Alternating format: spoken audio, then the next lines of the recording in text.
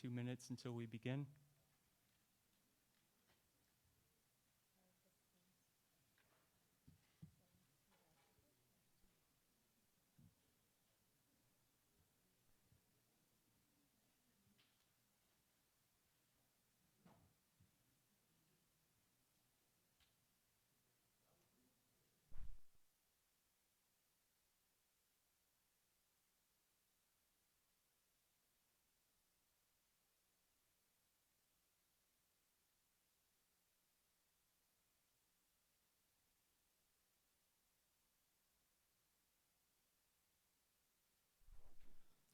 Okay, 1 minute until we begin. Yeah, that's fine.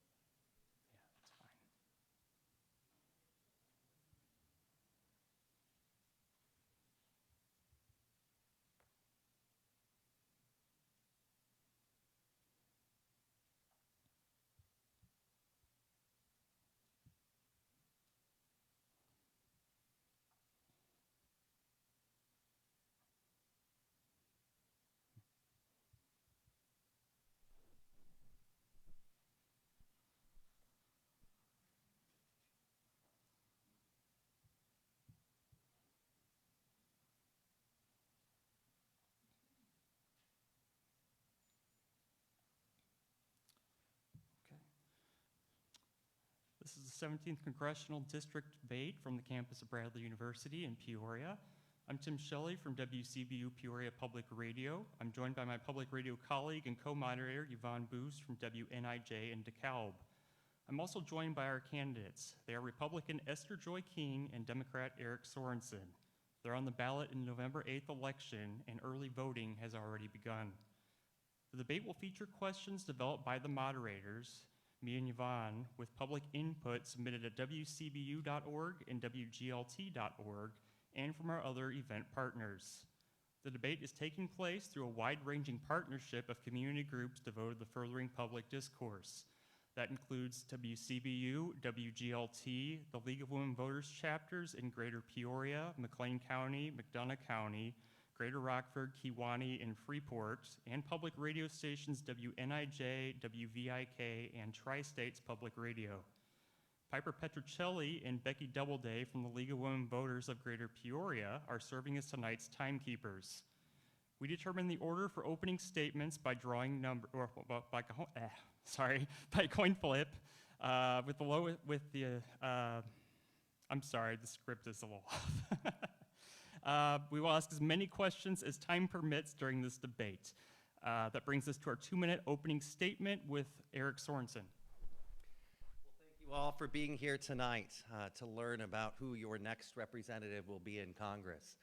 Thank you to the League of Women Voters for being here, WCBU, and Bradley University. It's great to be here at Bradley. This is the place where my dad is a proud graduate. He became an engineer by learning here at Bradley in Peoria.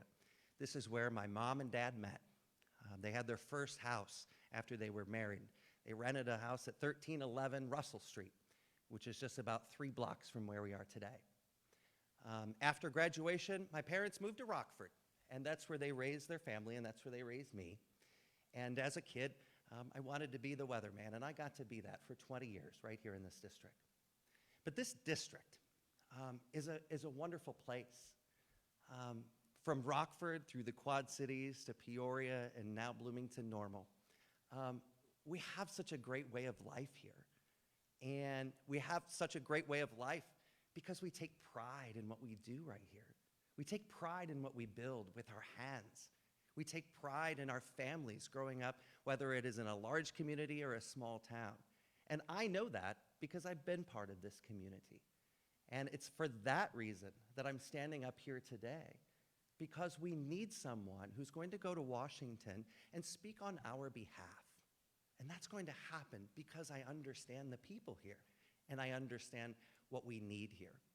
And so we're going to get someone in Washington with a vote for me, for somebody who's going to fight for not only what we need, but also to be able to have that independent voice, to be able to get people to sit down at a table and talk about our problems and come up with solutions. And it won't be because of partisan politics. It'll be because we come to an agreement together. So I look forward to talking with you all tonight about what we're going to do right here at home in our 17th Congressional District. Thank you. Yeah, Mr. Joy. Good evening, and thank you so much to the League of Women Voters and WCBU and everyone for being here. When I talk with people, Democrats, independents, and Republicans, we all sense that our country is off track right now. Right now, one-party rule in Washington, D.C. is costing every single one of us more than $6,000 extra in basic necessities with no end in sight. Moms, they want community safety. They're worried about the increase in crime. I'm running for a strong economy and safe communities. Eric does like to point out that we have very different backgrounds. I have one of service. I'm the daughter of Christian missionary parents and was raised in Juarez, Mexico. I'm also third-generation military, proud to serve our country as a JAG officer in the United States military. Came to our community through the military, as many military families do. We have contrasting backgrounds. We also have contrasting policy views. I stand for reining in inflation and curbing wasteful government spending that's hurting us right now. My opponent cheers for the Biden-Pelosi bill that's raising taxes on middle class and that is making inflation worse. I stand with law enforcement. My opponent disparages them. But the greatest contrast between us, he is a proclaimed expert and is going to tell you what's important to him and what should matter to you.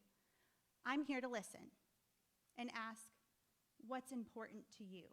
An activist, or I'm running to represent you, to be your voice in Congress? You're listening to a debate featuring the candidates running for the 17th Congressional District, which includes parts of Peoria, where this debate is taking place, as well as Bloomington, Normal, Macomb, the Quad Cities, and Rockford. Our first question goes to Esther Joy. All right, Esther. The National Energy Assistant Directors Association is estimating that the cost of home heating will increase by about 17% this winter. Explain what actions you would take on the federal level to provide immediate relief for Illinois ratepayers. The economy is the #1 issue. I love knocking on doors. That is my absolutely favorite campaign activity, to stand on someone's front porch and ask them, what matters to you? And time again right now, not just electrical bills, it's food costs, it's inputs for farmers. There's no end in sight with this increase in costs that has cost us an extra $6,000 already this year. I believe that if we prioritize American energy independence, we can start to help get our economy back on track. I believe reining in government spending will help us slow down the economy so that we can put money back in our paychecks rather than the inflation that we're seeing that's costing so many of us so much money right now. When I'm in Congress, I'm going to work to bring people together to help get our economy back on track. Thank you. Eric, I'll repeat the question for you. The National Energy Assistant Directors Association is estimating that the cost of home heating will increase by about 17% this winter. Explain what actions you would take on the federal level to provide immediate relief for Illinois ratepayers. Well, first of all, we have to understand that our families are hurting today. It's hard to pay the bills. I talk with people who, I had a gentleman up in Rockford come and tell me, he goes, Eric, I need your help. I pay more for my prescriptions at CVS than I pay for my rent. There's a problem, certainly, especially if the cost of home heating goes up.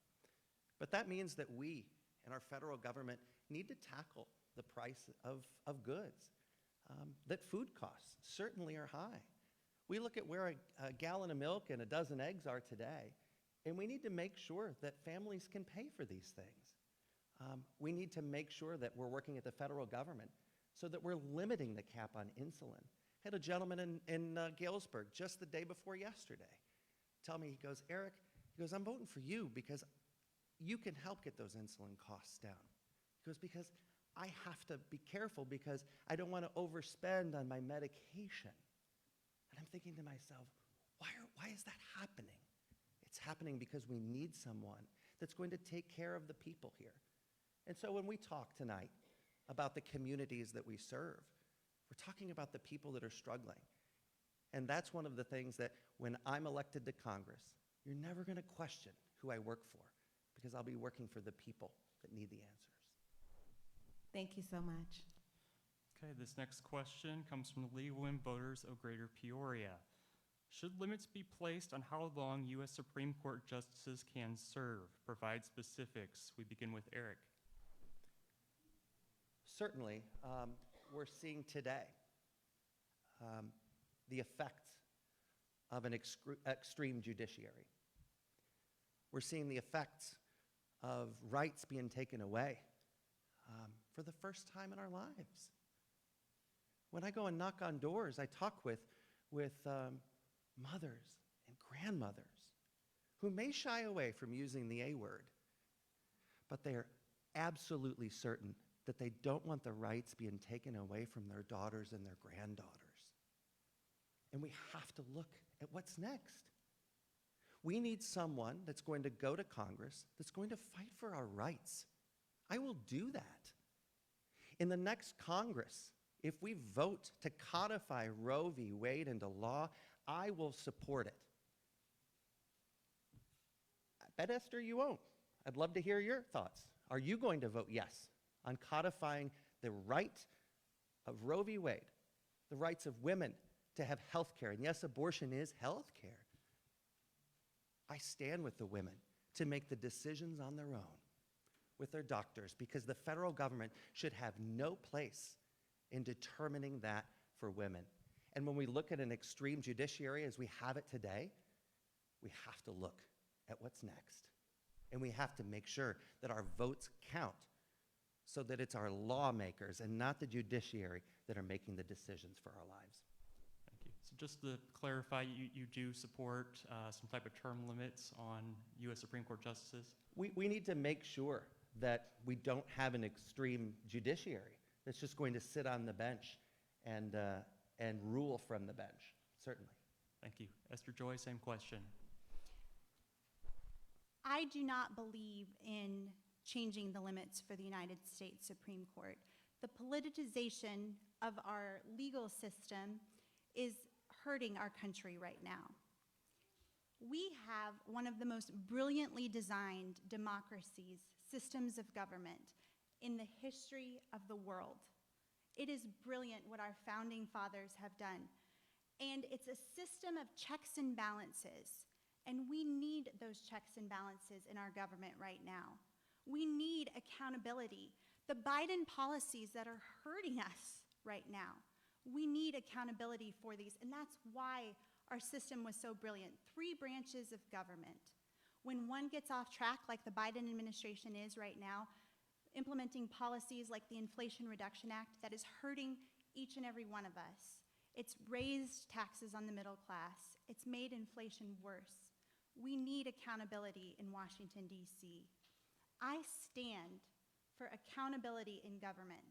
When I go to Washington, D.C., I will work to bring people together, both Democrats and Republicans, to be the most highly functioning legislative branch that we can possibly be, to make sure that the legislative branch is strong and it's playing its part in the checks and balances of our government. Okay, thank you. All right, this next question is for you, Esther Joy. Do you believe abortion should be legal in America? And what exceptions or restrictions do you support or oppose, and why? The Supreme Court recently returned that very important, sensitive, personal decision to the states. Closer to us, the voter. Our voice matters. I personally, because of my faith, because of my life experiences, I am pro-life. I do support exceptions in horrendous situations like rape, incest, life of the mother. But we need to have a conversation here in the state of Illinois. We have some of the most extreme laws in the country under J.B. Pritzker, which my opponent celebrates. Abortion up to and through birth, paid for by all of you with no parents involved. That's not who we are. Those aren't our values. We are going to have this as an ongoing conversation. And I look forward to bringing people together and leading on this issue. I pledge when I'm in Congress to make adoption easier, to help make other pathways feasible. We are going to have an ongoing conversation on this issue, and I look forward to using my power as a convener, as representative, to bring people together on this ongoing conversation. Thank you so much for that answer. Eric, do you believe abortion should be legal in America, and what exceptions or restrictions do you support or oppose, and why? Abortion is health care. Health care is abortion. By taking that right away, it takes away the right for a safe abortion. I think what my opponent has just said is really telling. That she would legislate based on her faith. I'm a spiritual person myself. Went to Catholic school for 12 years. I was raised in a home with Christian beliefs myself. However, I believe that our government should not be telling us what we do with our own bodies. It's that simple. We have to celebrate the rights of women to make the decision themselves between their families, between their doctor, between their creator. And by making this a states' rights issue, can you imagine what that would have meant if Jim Crow laws were based on states? If voting rights were based on states' rights? No, these are universal rights. We need to make sure that our government understands what our rights are and doesn't take them away. And we do need to bring people together. And the way that we bring people together is by making sure that people have the freedom to make the decisions on their own. Thank you so much. The school shooting in Uvalde, Texas this past May is only the latest such incident to make the headlines. What solutions do you propose to end school violence? This goes to Eric first. This is personal to me because it happened at my school. I was on the air in Rockford, Illinois, at WREX-TV, the day the NIU shooting happened. My news director said, Eric, I need you up there on that news desk. And I sat there for hours telling people at home what was going on. Because I had been in Cole Hall. I had friends in Cole Hall that day. To be able to tell people what was going on, where parents and grandparents didn't know if their kids were going to survive or not. And then the fact is that our TV station was the place where there were reunification between parents and kids, and I'll never forget that. I'll never forget 5 years ago this past weekend in Las Vegas, where a gentleman shot people indiscriminately and not knowing that my sister-in-law had survived. I felt it. We need to do more to protect our children. And why do we need to do more? Because there are parents today and grandparents that have a special kiss on the cheek to their kids or their grandkids when they drop them off at school because they don't know if the next school shooting will happen at their school. And so our federal government is obligated to do more to protect our students, to make sure that what happens in Newtown and Uvalde and DeKalb, Illinois, and Las Vegas never happen again. Thank you. Esther Joy, same question.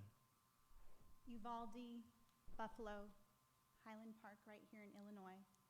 Tulsa, Oklahoma gave me a little bit of a taste of the fear the parents went through.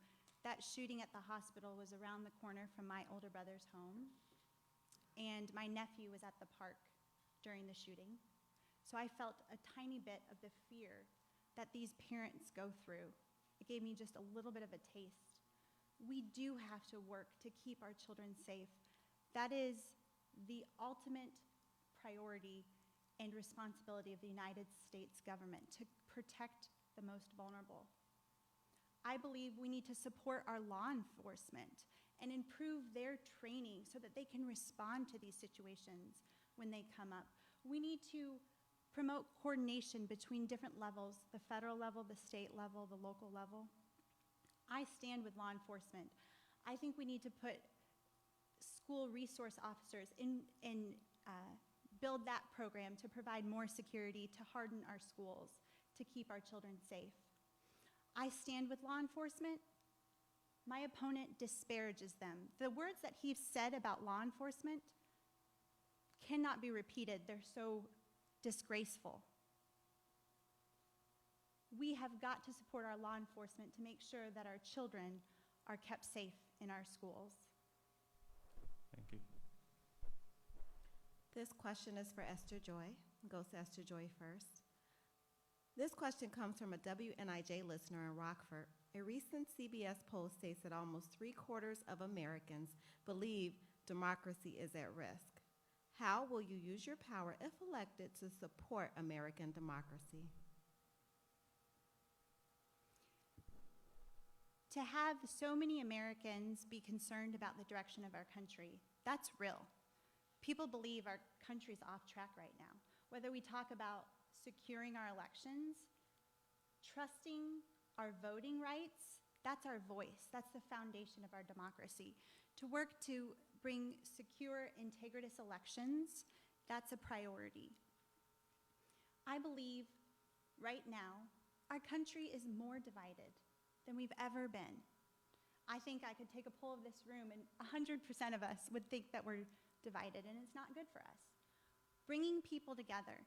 Just this weekend, I brought a room full of people together that were Democrat and Republican, and we debated issues, talked through them cordially, because that's what it's going to take to help get our country back on track. To bring people together, not to attack people for their faith, but to help say, help me understand what matters to you. Why do you have the perspective that you have? That's what's going to matter, and that's what I'm going to do when I'm in Congress. To be a representative who represents all people, Democrats, independents, Republicans. I'm proud to have so much support. People are frustrated about the direction of our country, and we have such a strong grassroots campaign because people are so excited for something different. My opponent's going to be a rubber stamp for what's already happening in Washington, D.C., and I will bring people together and have accountability for what's going on, the policies that are hurting us right now. Thank you so much. So Eric, how will you use your power, if elected, to support American democracy?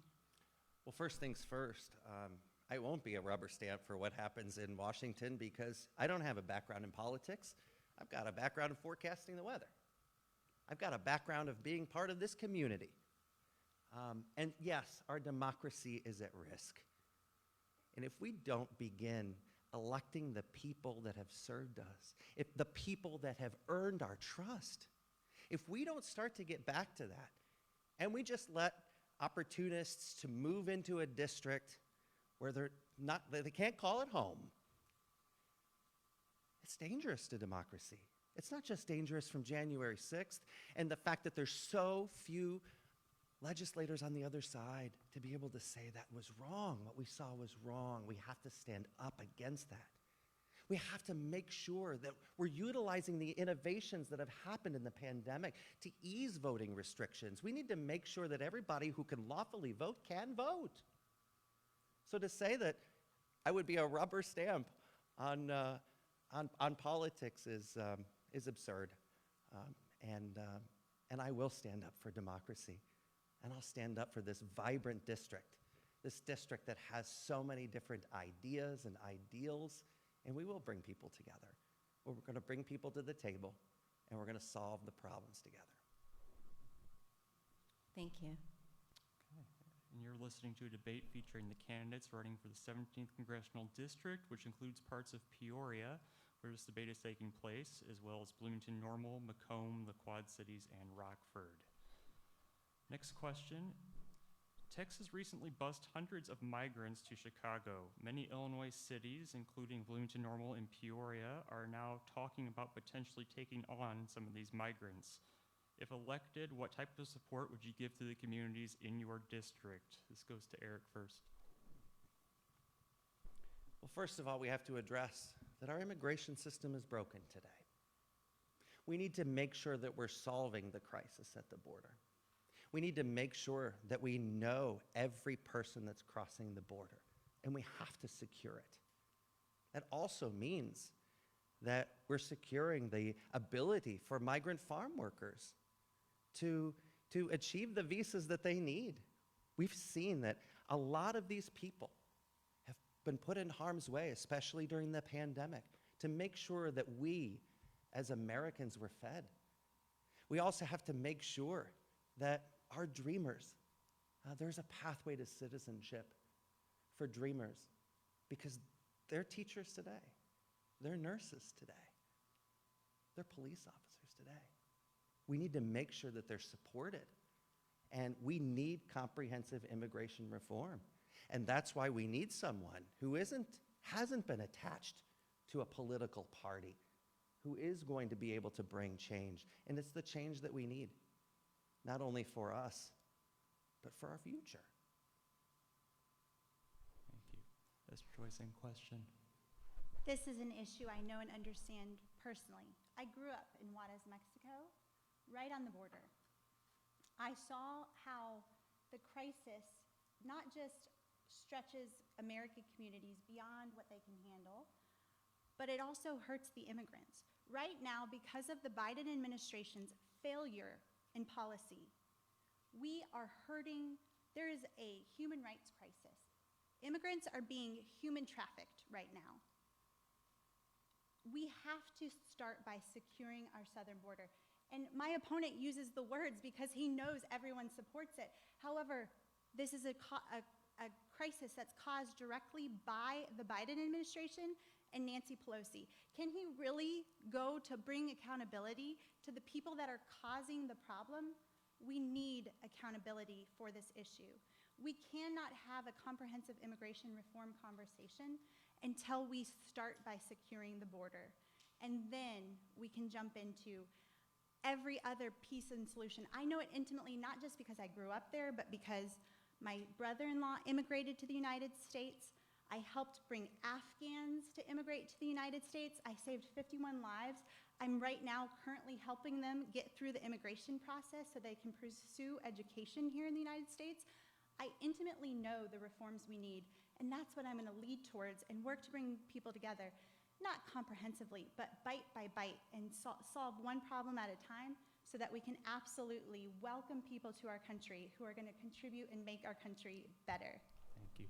I'm going to ask a follow-up question of both of you, and it's specifically about the migrants who have come to Chicago. The communities, Peoria and Bloomington Normal specifically, are talking about taking some of those migrants potentially, which would cause a strain for the social service system, finding space for these people, food, everything else. Starting with Eric, what will you do specifically to help these communities if this happens? First of all, we have to stand up, because these are people. These are people being used as political pawns by the extreme Republicans. It's just plain and simple. Busing people around the nation, we've got to stand up against that. We're a nation of immigrants. We have to stand up because the fabric of our nation is colorful. It's diverse. And the fact is that people are being moved around just to challenge the governments and cities and states, just to make a political point. These are people. We have to remember that they're real people, and they should be treated with dignity and respect. Esther Joy, same question. Yeah, over 2 million people have fled into our country just this year.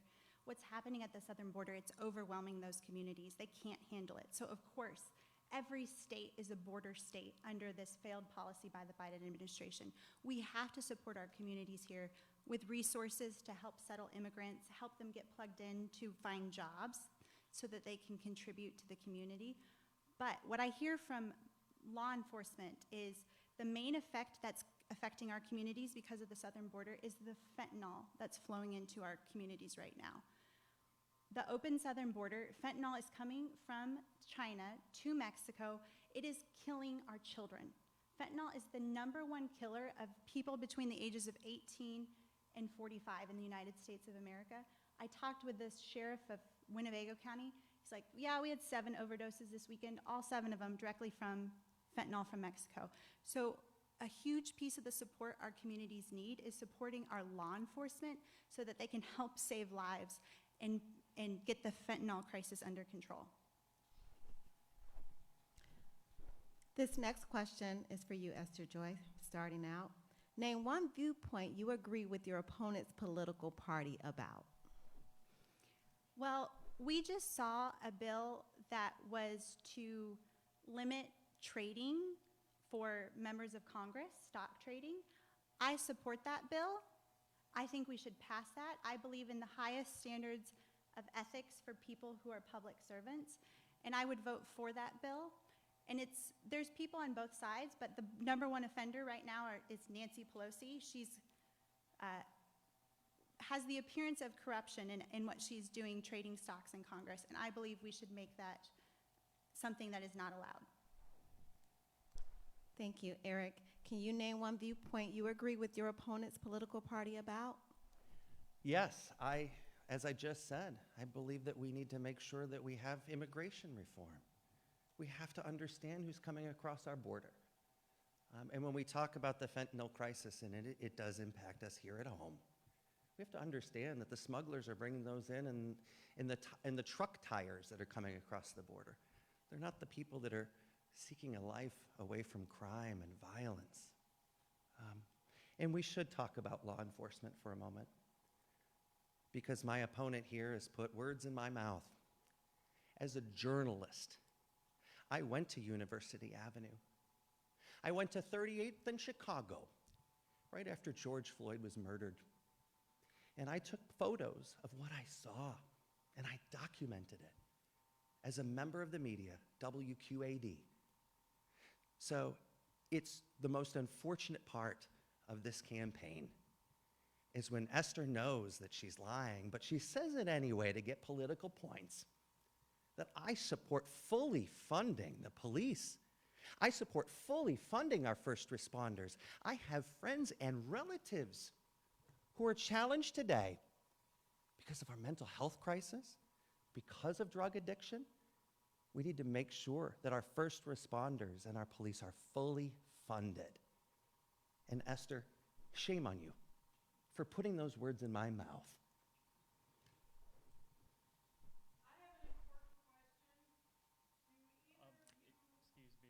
Excuse me. Excuse me. Excuse me. We are asking the questions.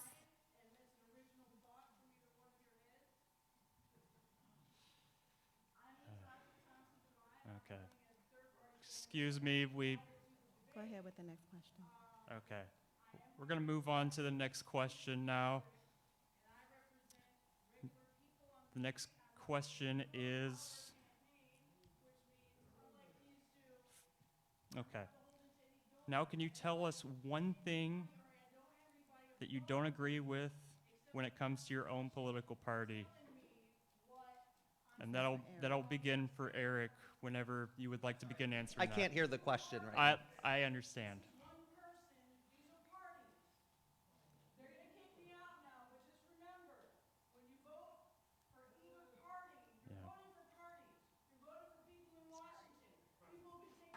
Yeah.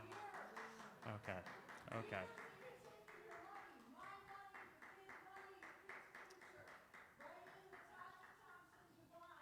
All right.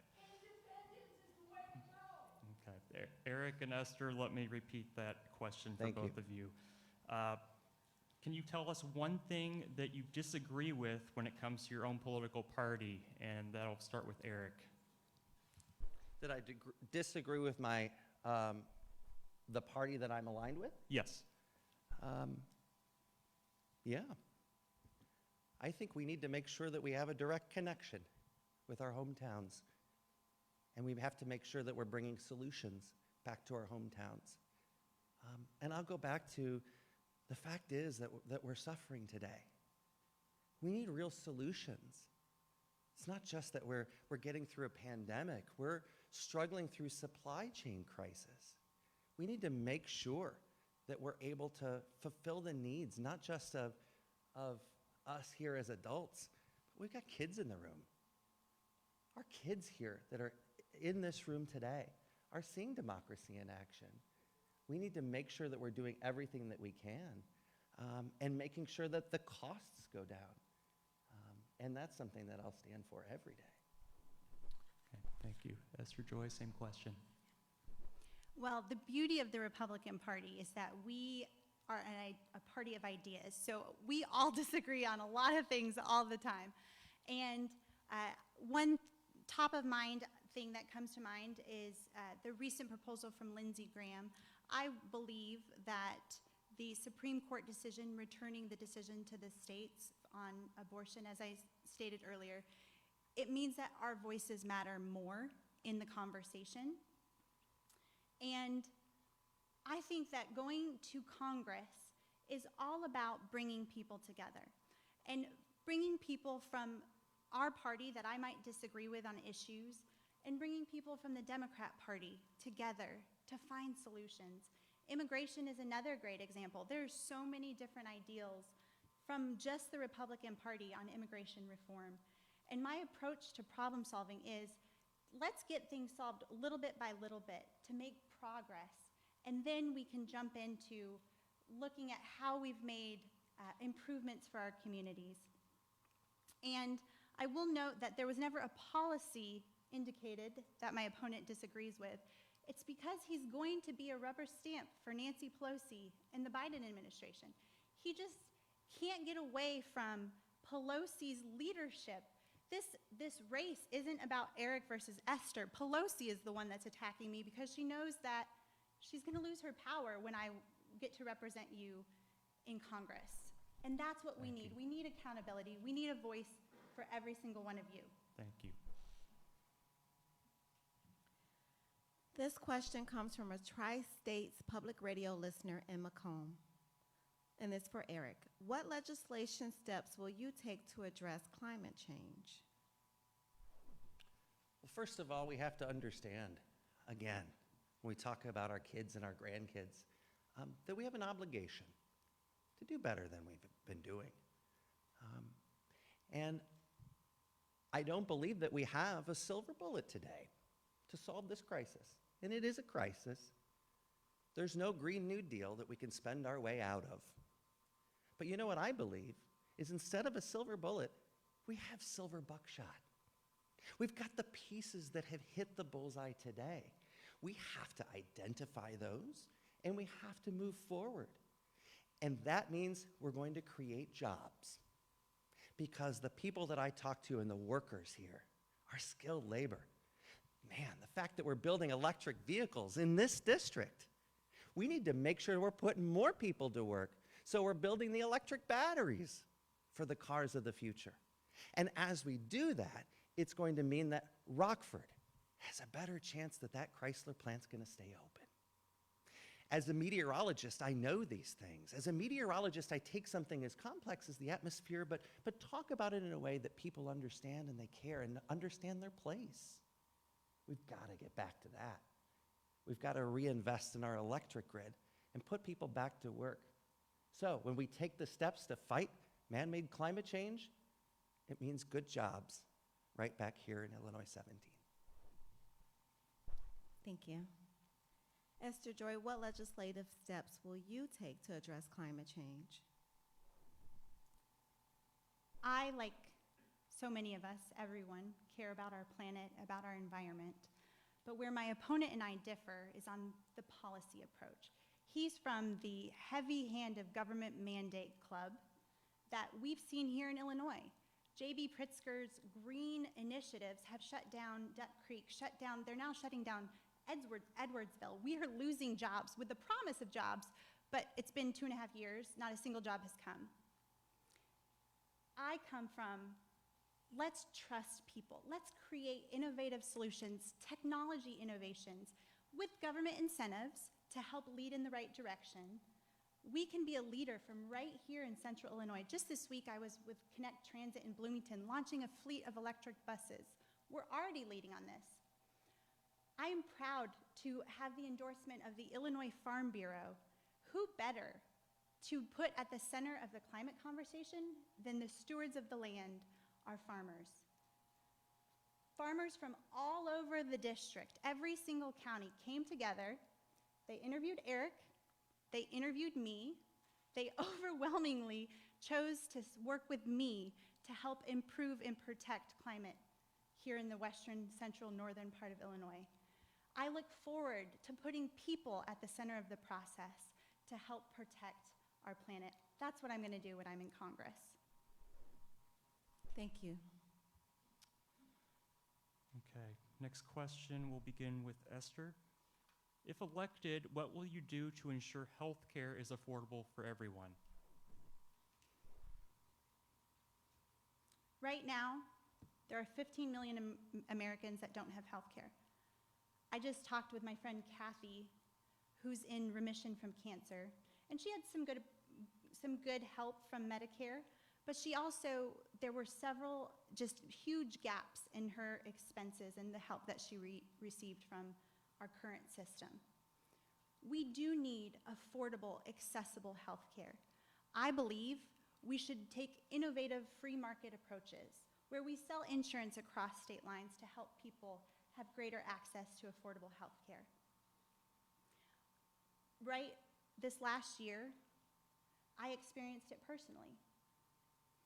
My mom passed away, and the astronomical costs of just helping my mom live without pain was overwhelming. Thankfully, a Catholic charity stepped in and helped my parents because they knew my parents had lived lives of service and they wanted to give back to our family because of that. It's something I believe in passionately. We all deserve access to affordable health care. We're not getting that right now, and I'm going to help work on that and bring people together to solve this issue and get those 15 million Americans that don't currently have affordable health care, help them attain affordable health care. Thank you. Eric, same question. Well, first of all, healthcare is so important. I don't just think about us as I'm growing older and I get more gray hair. I think about the kids these days. And quite frankly, when mom and dad don't have health insurance, kids don't have health insurance either. And when a kid goes to school and they've got a headache or their side hurts, they're not going to learn. We need to make sure that our kids are healthy. We need to make sure that our communities are healthy. And we need to make sure that the barriers in healthcare are taken down, not put up. No one should go bankrupt because they get cancer. Someone in their family gets cancer and their house gets taken away. That happens, and it happens right here. And I'm thankful for the insurance that my mom's a cancer survivor, and she survived, thank goodness, because she could get the good quality health care. And we need to make sure that more people get that. We need to make sure that we have access to broadband. You may think to yourself, broadband? Yeah.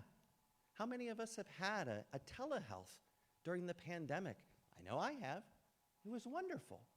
But that is not afforded to everyone because there's so many people in the rural parts of Illinois 17 that aren't connected to internet.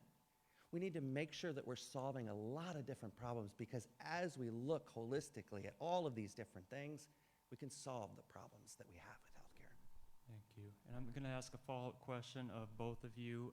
What specific policies would you support to bring down the cost of healthcare and keep it affordable for everybody, starting with Esther? Yeah. Helping to sell insurance over state lines is a key policy I would support that I mentioned. And speaking of rural healthcare is critical here in this district. And the policies my opponent supports, single-payer option, would actually put 78 rural healthcare hospitals out of operation here in the state of Illinois. So I will work to protect rural hospitals here in our part of Illinois to make sure that it's not just broadband telehealth that we have access to, but when we need to actually go to the hospital, there will be one in our community that we can go to. Eric, same question. Well, first of all, we need to expand the Affordable Care Act because it is shown to work for many families. We do need to keep our rural hospitals open. I think of Cottage Hospital in Galesburg closing. It was the largest hospital in that community, right here in our district. And what did that do? It put so much more stress on the folks that drive 25, 30, 50 miles to Galesburg for health care. And now they're going to the smaller OSF. We need to make sure that the barriers are taken down with respect to health care. And also, I'd be remiss if I didn't say, and I didn't get an answer from Esther Joy King, it means that our next Congress voting to make sure that Roe remains in place so that people are able to get the health care that they need, because abortion is health care and health care is abortion. Thank you. All right, this next question, we're going to start with Eric first. Eric, will you respect the results of this election, win or lose? Absolutely, 100%. Esther? Yes, absolutely. And I will also work to make sure that every single one of us can trust the results of election by promoting making it easier to vote and harder to cheat. So we've seen a lot of controversy around this issue over the last couple years. And when you actually examine the results, for example, of what happened in Georgia, they passed a law to make voting more accessible and more transparent and integritous. And they had record turnout. More voters participated in their last election than ever before in the history of primaries in the state of Georgia. I know 80% of Americans support voter ID and helping to make sure that we know that one person is voting and that vote matters and they can trust that vote matters. And I'm going to work on securing the foundation of our very democracy by making sure we can all trust that our voice matters when we vote. Okay, next question. We'll begin with Esther. Do you believe America should support Ukraine with military and financial aid in their continuing war effort? Why or why not? I believe in peace through strength. Ukraine wouldn't have even happened if Putin hadn't been emboldened by Biden's disastrous withdrawal from Afghanistan. I had a front row seat to that entire disaster to help evacuate people. We failed by being weak as a nation under the Biden administration. We have to lead through strength on the international stage. We do have to make sure we're prioritizing American national security. And as we look at supporting Ukraine, our ally, let's make sure we have accountability measures in any spending that's continuing to go to the country of Ukraine. How are we making sure that we're protecting our interests as we're funding and helping support the Ukrainian people? We have to make sure we have that accountability and checks and balances, because ultimately, those are our dollars. We deserve accountability for the way our tax dollars are spent, and that's what I'm going to do when I'm in Washington, D.C., making sure we have accountability in our government, not this astronomical spending that's over $9 trillion in the last 2 years that's inflating our economy and costing every single one of us more than $6,000 extra just this year with no end in sight. We cannot afford a rubber stamp for these policies that are hurting every single one of us. Thank you. Eric, same question. Well, democracy today is in jeopardy. Democracy is fragile. We have to fight for democracy. And we also have to recognize when other democracies around the world are faltering. And this is a case where we have to stand with our allies 100%. It's not putting a rubber stamp on something. These are people's lives. These are communities of hundreds of thousands of people that are bombed. Democracy is fragile. And then to blame our president for the war in Ukraine? That's not right. Putin's doing this. We have to stand up. We have to stand together. Because whether it is a democracy in Ukraine, or whether it is Israel and the threats that they have from Iran, or the threats that we have to democracy from within, from those that won't stand up to the violence that occurred on our democracy on January 6th, we need to make sure that we as Americans will always stand with our partners in Ukraine. And I didn't quite hear that. Thank you. All right, this question is, I'm going to start with you, Eric. This is from a WVIK listener in Moline. What is your plan to encourage economic growth in Northwest Illinois? I was flying out of the airport in Moline, got a picture taken with a gentleman at the snack bar. And he took that picture and he said, you know, the selfie, he goes, "My congressman." I said, no, not yet. I said, "What do you want from your next representative?" And his answer, one word: opportunity. I said, wow, yeah, we do need that. We need more opportunity for people to live and work and prosper in Illinois 17. So what I will do is work with our skilled labor. Man, do we have a skilled workforce, whether it's in Bloomington, Normal, or Peoria, or Rockford, or Knox County, or Rock Island County.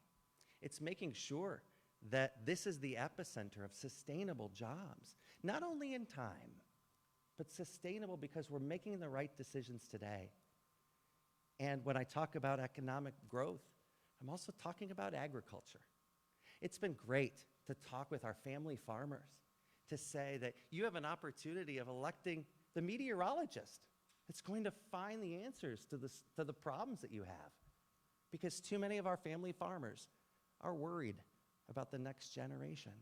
They've been on their farms 5 and 6 generations. I will be the person that works with my friends even across the aisle so that our farmers can go to sleep, knowing that they're going to have many more generations on their family farm. That is the economy of the future here. Thank you so much, Eric. Esther Joy, what is your plan to encourage economic growth in Northwest Illinois? Just this week, I sat down with some business owners in Rockford, and one of the women, she's a beer distributor, and she said to me, "Esther, we don't have people to fill the jobs that we have. There's not enough people to load beer so that when the trucks leave in the morning, the trucks are ready to go and the drivers can just pull out. And basically, people aren't getting their beer right now in Rockford, Illinois, because we don't have enough workers." Economic opportunity is around us everywhere. Right now, business owners' main struggle is workforce. How can we train people to help put people in place for the jobs that are already all around us right now? It does include supporting apprenticeship programs. It includes bringing infrastructure to Illinois. I can see out my window the I-74 bridge, and I watch the construction. Infrastructure is the heart and soul of who we are right here in the Midwest. The agricultural industry, it is our #1 industry in Illinois. Just a few weeks ago, I went in the middle of the night to load hogs with a farmer to start and learn and experience everything from front to end on the ag industry, because it is the heart and soul of who we are. It means infrastructure. It means improving trade. And that's why I'm so proud to have the endorsement of the Illinois Farm Bureau Activator. Again, farmers from all across our district, every single county, came together, talked to my opponent, talked to me, and I'm proud to have their endorsement to work with them to promote the agricultural industry to grow the Illinois 17th. Thank you so much for that. That brings us to our closing statements of tonight's debate. Each candidate will have 2 minutes to answer this, and we will begin with Esther Joy. This is a contrast before you here on this stage. It's going to be a choice. What direction do we want to go as a country. I come from a background of service, serving in the United States military as a JAG officer. They teach us duty, honor, sacrifice. People ask me all the time, why are you running?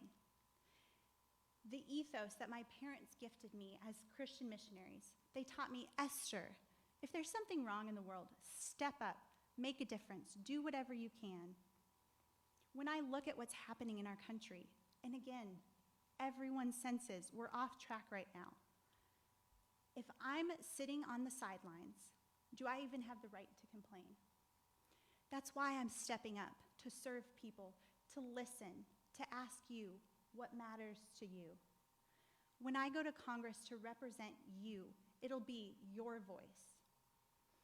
It is the honor of a lifetime to run, to serve the Rockford, to Freeport, to Sterling Rock Falls, to the Quad Cities, to Kewanee, to Delvitt, to Peoria, to Bloomington Normal, to Macomb, to Galesburg, to Monmouth, and to make so many friends with so many people. So many of you are here tonight. Thank you. I would say thank you, thank you, thank you from the bottom of my heart for your support.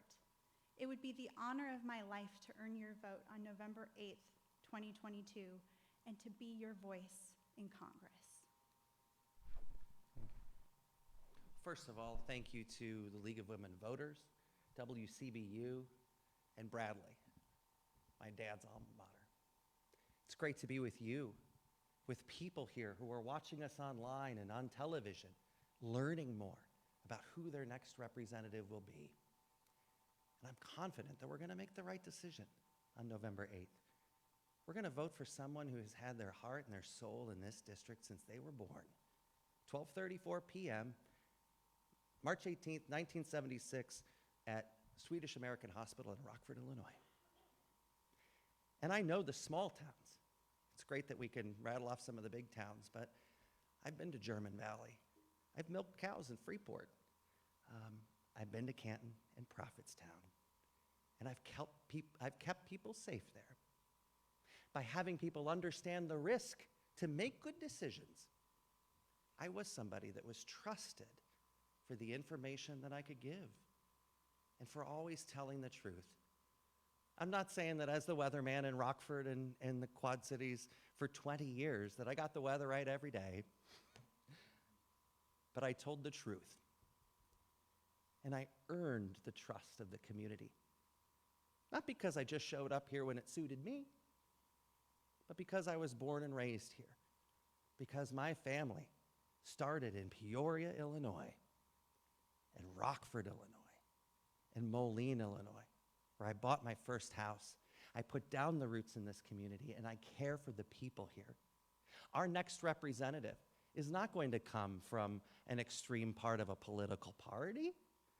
It's going to come from someone who has followed data and value, someone who has talked with the community, someone that talks with neighbors and people in grocery stores and shops at the small mom and pops, because that's what I've always done. It's not about being at a fancy resort. It's about making sure that I got the quarter that I need for the shopping cart at Aldi, because that's the person that you're going to get when you vote for Eric Sorensen on November 8th. Thank you. And thank you to the candidates for participating in tonight's 17th Congressional District debate from the campus of Bradley University.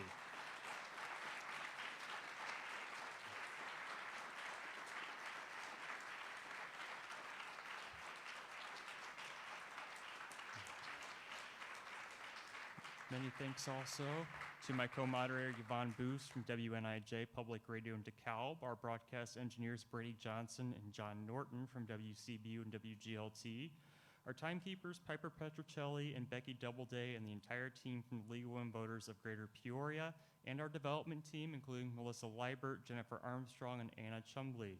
And thanks to our other co-sponsors and event partners, including the League of Women Voters chapters in McLean County, McDonough County, Greater Rockford, Kewanee, and Freeport, and public radio stations WNIJ, WVIK, and Tri-States Public Radio. I'm Tim Shelley. The primary election is November 8th, but early voting and vote by mail have already begun, so please go and vote. This is WCBU Peoria and WGLT Normal, a public service of Bradley University and Illinois State University.